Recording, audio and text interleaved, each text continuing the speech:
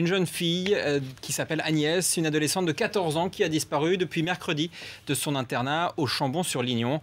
Sandra Boulanger, vous êtes envoyée spéciale en Haute-Loire pour BFM TV. Un lycéen gardé à vue aurait avoué s'être promené avec la jeune fille.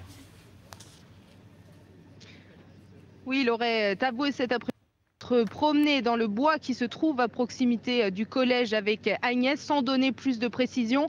Suite à ces déclarations, les gendarmes centré leurs recherches, ils ont effectué des vérifications plus précises sur le terrain, des recherches qui se sont interrompues ce soir en raison de la nuit. On a aussi vu longuement un hélicoptère survoler ce secteur. Les enquêteurs ont donc une piste qu'ils sont en train de vérifier. Ce jeune homme qui est en garde à vue depuis hier à la mi-journée était resté silencieux jusqu'à présent. On sait qu'il a des griffures sur le visage. On sait également que des témoins l'ont aperçu sortant de ce bois et on sait aussi qu'il est déjà connu des services de police pour des faits de violence. Agnès n'a pas donné signe de vie depuis mercredi et depuis sa disparition, ses parents sont persuadés qu'il ne s'agit pas d'une fugue car elle n'a aucun repère, aucune connaissance dans la région. Son père a demandé à toute personne ayant des informations de se faire connaître. Écoutez-le, il était au micro d'Olivier Jouglard.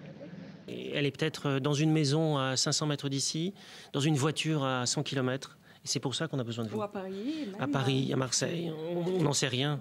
Tous ceux qui nous écoutent imaginent ce que c'est que de vivre un cauchemar. Vous êtes les acteurs d'un cauchemar, mais nous sommes réveillés. C'est ça qui est terrible. On a vu cet après-midi des habitants venir d'eux-mêmes participer aux recherches, des enfants, des adultes, des cavaliers. Ce soir, il n'y a donc plus de recherche, mais les gendarmes ont mis en place un périmètre de sécurité. Il n'est plus possible d'accéder au collège et au bois qui se trouve à proximité.